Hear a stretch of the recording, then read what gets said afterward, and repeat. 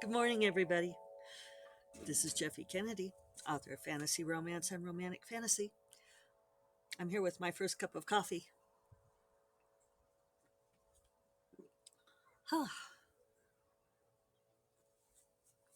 I confess I've been sipping at it already. And I'm laughing because I'm again running late and even later than usual. It's 8:38, you guys. So I had to pop over to the wind chimes and ring them and then run back to my seat real quick. But well, I'm late for legit reasons and non legit reasons. I should say that today is Monday, September 20th. It is upload day for Dragon's Daughter and the Winter Mage, and I'm happy to report that fucker is uploaded. Woo! Let's all do a chair dance. At least to Amazon, um, which is, unfortunately, for better or worse, it's the biggie. Um, but I went ahead and just did that. I got my copy edits back yesterday at about 4 o'clock. And what time did I send them on to Kareen? I just sat there and crunched through the edits. I did not do a read through, I just bounced through track changes. Although I did think of like something I missed as I was going through them, which is funny because it's something that my beta readers did not miss. Uh, Nobody said anything to me about this mistake, and I mean it's a plot point, and there's at least one of you out there I know would have caught it and would have been like coming after me, but I was able to correct that, and I sent it on to Kareen um, around 6:30. Yeah, yeah, it was around 6:30. So I know this because that's what time David had to go pick up the pizza. It was going to be ready. He was like, "Shall we just order pizza tonight?" Even though he's the one who cooks. Oh no! Wow, I just totally made that up. That was like a totally and completely falsehood because he made me salmon and green beans for dinner last night. That was lunchtime. I think it must have been 12:30. They went to pick up the pizza, but oh well. I'm not sure what time. Then I sent it on to Cream, but it wasn't too bad. It was like 5:30 or 6, and she sent it on to the formatter. And when I woke up this morning, lo and behold, it was done because my formatter is awesome. And he's in Thailand, uh, which is whenever I recommend him to people, it's BB eBooks Thailand. I can put the link in my show notes because I think Paul is awesome. Um, in a weird connectedness of what a small community this is, my friend Emily Ma, um, who I is in my acknowledgement sometimes and is a local writer, she was at Oxford with Paul. So it's like, what are the odds of that? Apparently, Neil Gaiman's always saying there are only 500 real people in the world. And so that's why you like run into, and like, I don't know who the rest of everybody is. Um, Wax dolls, simulations, androids, who knows? Anyway, uh, so it's a great advantage of the time zone difference is that I can send it to him in the evening, which ends up being his morning.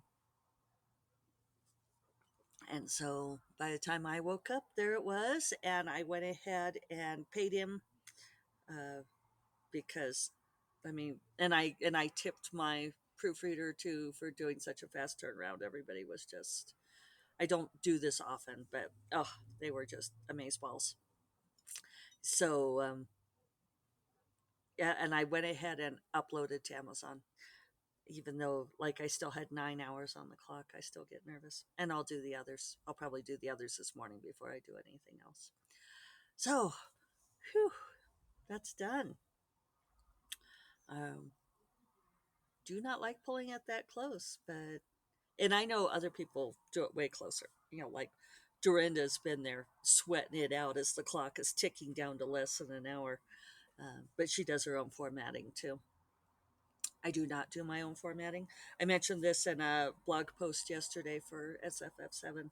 Um, I think it looks better when you do it, when you have it professionally formatted, and especially the print version. And it's inexpensive, and I would just much rather hand that off. Also, I don't use an Apple computer, and people are always telling me, go ahead and buy a refurbished Apple so you can just have Vellum and it's so great. And it's like, no. Paul also found the most amazing little orca for a line break. So super cool. So yeah, so that's almost done. I mean, at least the Amazon part's done. I So yesterday was Talk Like a Pirate Day, and I am not going to try to talk like a pirate. I have never actually quite gotten the charm of talking like a pirate. I mean, I understand that it's fun, and yet to me, it's just like not my thing. Not my thing, I guess. But Smashwords was doing a promotion where they picked out books that had like pirate themes. And so they picked out The Sorceress Queen and The Pirate Rogue, which is the book immediately preceding Dragon's Daughter and the Winter Mage. And so they uh, had that featured on their homepage and stuff. And so I went ahead and I talked to Corrine about it, but I guess we didn't communicate well because I thought she was going to go put it on sale. But I saw on Saturday morning that it wasn't. And I thought, well, heck, I'm just going to put all the books on sale. So um, the prequel novella, The Long Night of the Crystalline Moon, which was in the Under a Winter Sky anthology, but this is a standalone. It's on sale for 99 cents. And then book one, The Golden Griffin and the why Bear Prince, Golden Griffin and the Bear Prince, um, is $1.99, and Sorcerer's Queen and the Pirate Rogue is $1.99. And boy, I've just been amazed. Saturday and Sunday, I sold a lot of copies of those books. It really popped up sales. So apparently that was an exciting thing. So I'm keeping those on sale until September 30th. Pass the word. And Dragon's Daughter, of course, will be out on Friday. And thank you all for the pre orders. You will now actually get a book on the release date. I also put the Sorceress Moon's books, the six. Why am I holding up four fingers? Nobody knows. And I'd have to put down my coffee to do six, and I'm not going to do that. Can't put down the coffee. So the six Sorceress Moon's books are all in Kindle Unlimited now. I took them down everywhere else and I put them in KU. And as I'm interested to see if that hits a different audience. It's the first time that they've all been in KU. I have had book one in KU, but one thing I found is I think that the readers who read in KU read only in KU. So if they read book one, they're not very likely to branch out into reading the other books um, if they have to get it on a different platform. So now I'm trying them all in KU, and so we'll see what happens. But if you have friends who read in KU, or if you read in KU, uh, yeah, check them out. I hope that they will do well. I got a piece of advice from someone else. These were the pieces of advice I got. If you guys are interested in such things, that moving books from wide into KU, I asked people, should I stagger the release? Would that help the algorithm? Because in general, on Amazon, if you have like regular releases, it helps in the popularity. Um, and 100% of the advice I got was dump them all in there at once because KU readers want to read the whole thing and they'll glom the entire series. So, okay, so that's what I did. And oh, and then somebody else suggested that you take advantage of the free 5-day promo. So if you go to that promotion and marketing, there's a button that you can click. There's a Kindle countdown deal, which I wasn't eligible for. I think that has to be for like a new release. Don't quote me on that. Um, that's a careless observation. I know it wasn't eligible, but I think that's why. But there's another radio button there for a free 5 day promo, and somebody said definitely do that. So I'm definitely doing that. But I'm not seeing any reads yet. It could be it'll take a little while for Amazon to catch up on that. So, but yeah, remarkable response to the Magic books Heirs of Magic books being on sale. Um, Surprisingly so. Real big bump. So that's great. Yay. So, I posted to Facebook yesterday. I kind of hit my frustration level yet again on this whole thing about clean romance. I mean, I mean, okay, so here's the thing. When people say, if you don't know, when they say clean romance, they mean that there's not explicit sex. It usually means that it's like closed door sex. Um, no sex on the page. And people have had many conversations about this. I mean, I'm not in, by any stretch being original here. People have talked about the fact that calling it clean romance is, it feels like a swipe at everything else. And the people who use the term will protest and say, no, that's just industry standard. That's not what we mean. We're not trying to imply that everything else is somehow dirty. It's just how readers understand it. Golly gee whiz, that's the term we have to use. And I know some of you feel that way, that this is a term you have to use to communicate with readers, and I sympathize with that to an extent. But I also feel like we are responsible for the words that we choose. And that if we choose to sustain a particular paradigm, then we become complicit in it. And it reminds me particularly of growing up, um, and I would ask about man. Why do we say man? One small step for man. Uh, a man. Why do we use the word man to mean all of humankind? And my teachers would say, well, it's implied that it means women too. And I'd be like, oh, okay. But the thing is that man means women too, or it means just men. And and it's used interchangeably, right? And there's no clear indication of when you mean man, just men, or when you mean man, oh, and women. Um, and by insisting on continuing with that particular nomenclature, you are supporting the paradigm that by saying man, that women are a subset of that, where it's very easy to say human. I know some people use the term sweet romance, as opposed to spicy, and I'll go with that better. But there's just a few things that like they start to build up on me. Like I saw somebody posting about their new releases, and they said these are all clean romance, and maybe it's me that I read that in a smug tone, because I feel like there's some virtue signaling there that like somehow clean romance makes it bright and shiny. And Assistant Corrine, had pointed out to me a tweet that aggravated her from someone who had said, I'm a middle aged woman, and I remember when uh, there wasn't sex in romances unless it was an erotic romance. And I'm looking for clean romance.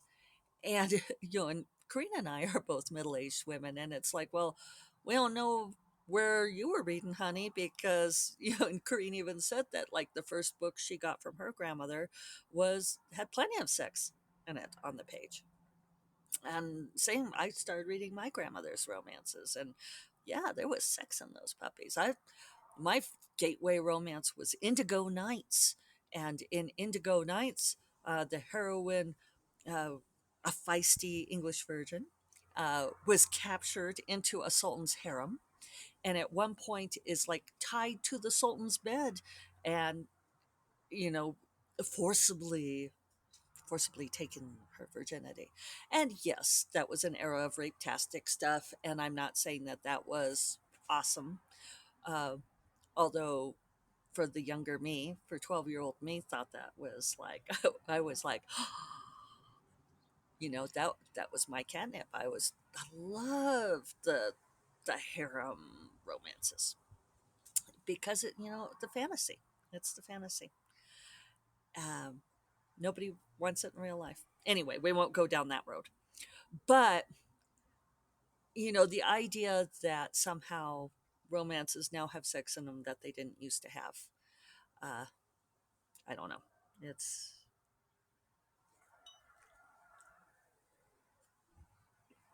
so that happened. That happened. Oh, and then Corinne pointed out to me that apparently there was this brief brouhaha that I totally missed because I was had my nose down finishing this book about that a group sent out a started a YA book ratings website. Did you guys hear about this?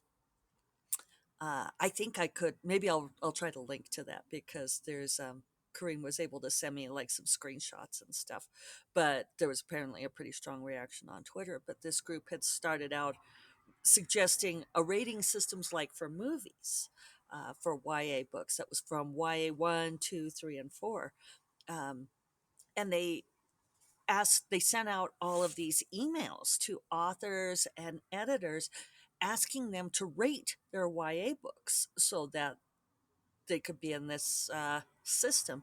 And they were going to go so far as to have stickers that, and I love my book community that like one of the biggest complaints was how freaking ugly these stickers were.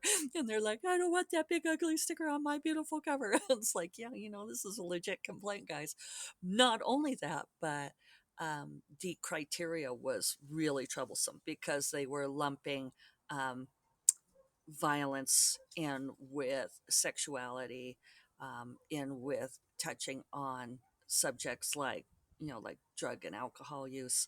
And one of my favorite tweets was somebody replied to it and said, oh yeah, because what teenagers really want is regulation and finger wagging over what they read. And then a lot of people legitimately pointed out that it would disproportionately affect uh, marginalized writers. And there was this whole thing about whether or not the violence was justified violence. And it's like, oh, well, who decides what's justified here? Spiders don't agree. Was that justified violence, me? Oh, I guess that was actually a gnat. But violence against gnats puts it at YA3. At least in my world, violence against innocent creatures would like puts it over the top. So anyway, all of this stuff got me going on the whole clean romance thing. And I and you guys know if you've been listening for a long time that I have very strong feelings about lumping in sexuality with violence. That I don't feel like sex is a bad thing. I think sex is a beautiful thing, and it's about human intimacy, and that lumping it in the same category as uh, the horrible things that people do to each other just really rubs me wrong. So anyway, I posted that I really want to write a dirty romance, and now I'm thinking about doing an anthology, like with maybe different genres. So there could be like the contemporary, it would be like dirty contemporary, but all of the sex will be dirty sex. So it has to involve dirt in some way. So, there could be like mud wrestling, there could be archaeologists, there could be farmers, and people really started running with this because Jim Sorensen, one of my beta readers, suggested a dirty bomb story. And he called dibs on that, you guys. Sorry. That would be awesome. people suggested things about virology, petri dishes. So there's going to be sex, but it always has to be dirty in some way. Uh, and I feel like for Gray Magic, Book Three, the Bonds of Magic series, Dark Wizard series, um, we're gonna have to have some dirty, dirty swamp sex because I am all about dirty romance. On that note, I am going to go get to work. I will remind you all that First Cup of Coffee is part of the Frolic Media Podcast Network, and you will find more podcasts you love at frolic.media/podcasts. I hope you all have a fantastic Monday. Hope it kicks out a productive week for you, and I will talk to you all tomorrow. Take care. Bye bye.